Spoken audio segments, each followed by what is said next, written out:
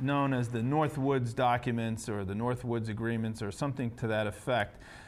You featured them in your last book.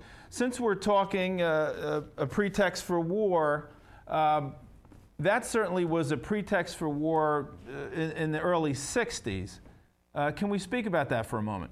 The idea was to create a pretext to show that there was an attack by Cuba on the United States, and the idea was to have U.S. personnel from the CIA and other places secretly create terrorism in the United States. The documents actually said people would be shot on American streets, bombs would be blown up. And again, all this, the evidence would be laid to point the finger at Castro. One other idea was they were going to, they had a very complex plan where they were going to take an aircraft and load it with CIA people that look like college students, fly it over to have it take off from an airport in Miami with a lot of publicity, and then it would quickly, after it got into the air, land at a secret CIA base. At that same time, an identical plane would take off from that CIA base, except this plane would be empty, and it'd be remotely piloted from the ground. It was a drone plane that would be very similar to the passenger plane that had just taken off. And once the plane was over Cuba, there was going to be a tape recorder that would have played a distress call into a microphone saying help, we're being shot at. And a few minutes later, once the plane was over the Caribbean Sea, after it passed over Cuba, it would have somebody would have pressed a button on the ground, blowing up the plane, and they would have blamed Cuba for killing a plane load of American college students. At another point, they had this idea where they were going to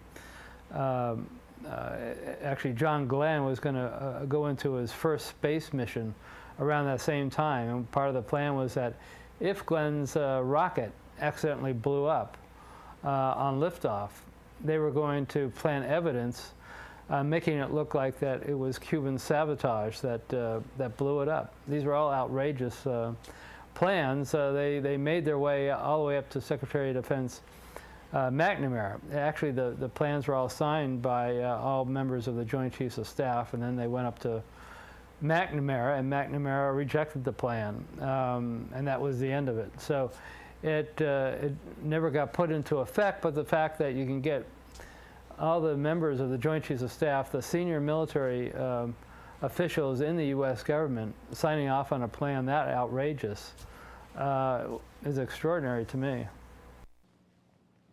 Fast forward again to August 2nd, 1990. Iraq attacks Kuwait, claiming the Kuwaitis are slant drilling into Iraq's oil fields. U.S. President George Herbert Walker Bush pushes for a land war against Iraq, but polls show the U.S. public is split 50-50 on that idea. Then comes this eyewitness testimony before a congressional committee from a 15-year-old Kuwaiti girl. The claim is she cannot be identified for fear of reprisals.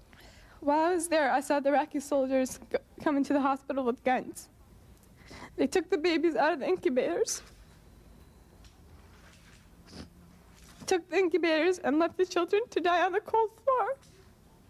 The U.S. public is outraged. The result? Support for land war zooms. It's a turning point. Desert Storm is launched. 135,000 Iraqis are killed. An estimated 1 million Iraqis, many of them children and old people, then die as a result of 10 years of sanctions. One small problem. There never were any incubator baby deaths, not one. The Canadian Broadcasting Corporation's investigative flagship program, The Fifth Estate, reveals the girl to be the Kuwaiti ambassador's daughter, given her lines and coached in acting by the giant American PR firm Hill & Knowlton. It's one phase in a $10 million joint U.S.-Kuwaiti campaign of deception. This man is lying.